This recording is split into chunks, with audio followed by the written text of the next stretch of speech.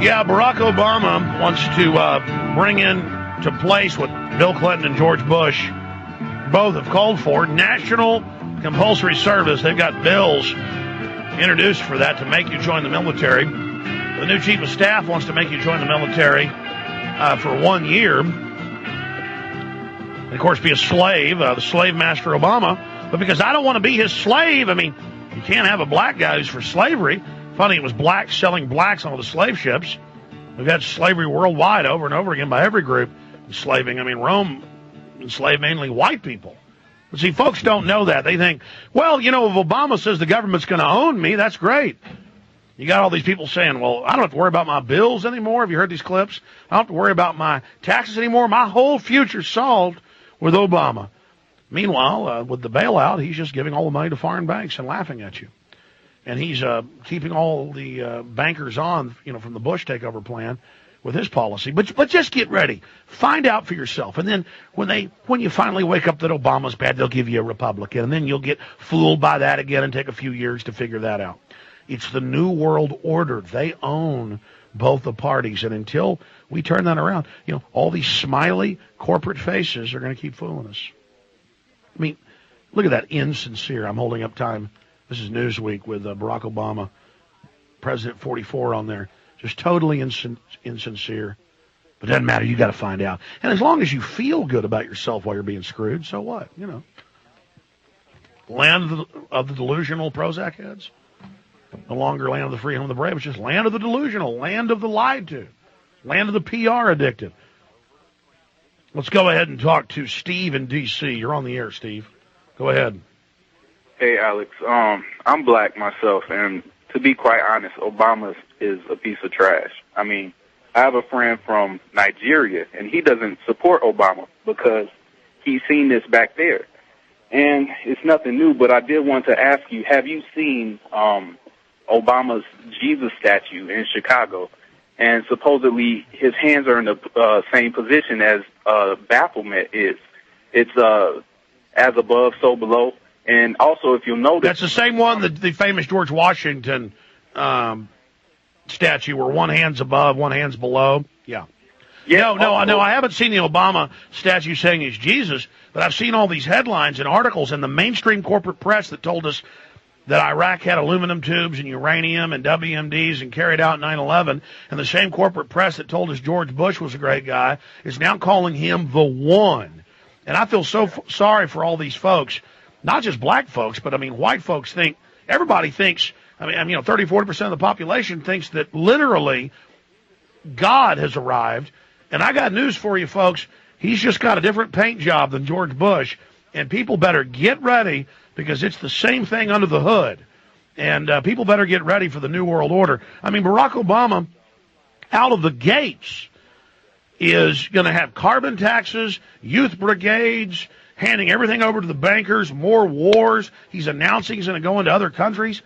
I mean, I don't know how people think this has changed. That's what I'm asking, Steve. Yeah, my last statement is, if Obama has his truth squad, why isn't he denouncing all the calls for him to be this Messiah or Jesus?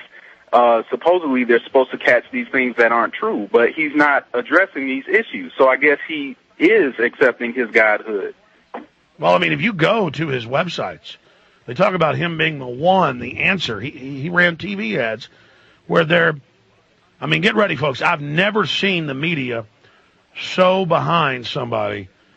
And again, they're not liberal. They're not conservative people. Oh, the liberal media, what do you expect? It's not liberal. They're owned by the military-industrial complex. Well, sir, I am so sad. I wish, because, I mean, on the surface, frankly, I'm tired of racism and classism and infighting. Man, I would love it if we had a black president who was anti-New World Order. I'd love it if the guy had green skin. I don't care.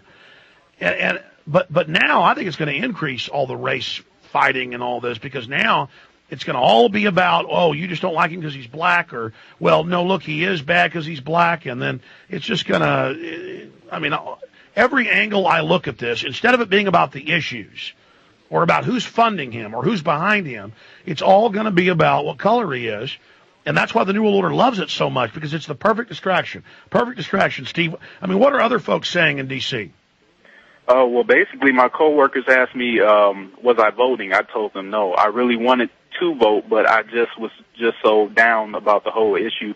When I told them I wasn't voting, they looked like I committed blasphemy myself. And I told them I wasn't supporting Barack Obama because he is the same as Bush. Lock and step, voted for Patriot Act, funding of the war in Iraq, different issues. And basically, I've gotten the silent treatment at work. So I've learned it's best not to blaspheme against Obama, I suppose. Well, that's it. And, maybe you should just slowly educate them and explain, hey, I'm not for George Bush. Do you know what corporate PR is, like a car commercial or a soft drink ad? This is corporate PR, like Diamonds Forever, De Beers. Again, the American people aren't aware they're being showered. They're being bombarded with propaganda, and then they're convinced the propaganda doesn't exist instead of looking at what somebody actually does. But bottom line, again, they love Obama because he makes it look like we're going to have change. Meanwhile, the whole New World Order agenda continues, and I appreciate your call, sir. And you know what? Oh, man. I mean, any way you cut this, we're in trouble. And people say, well, why didn't you vote for McCain? Because I can't endorse 8 years of George Bush and lying and warmongering. I can't go along with all of this. I didn't vote for Obama either. I'm not going to be part of this anymore. You understand, folks, that the police are still going to stage riots.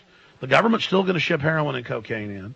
They're still going to arrest people and secretly torture them to death and torture them for confessions. They're still going to hand trillions of dollars to the foreign private banks. It's just now, instead of people not trusting George Bush, knowing he's a lying scumbag, after 8 years to figure it out, the New World Order's put on a new set of tires. They've put on a new birdcage liner. They have put out another distraction. It's so simple. And, our caller from D.C. gets it. Other people don't.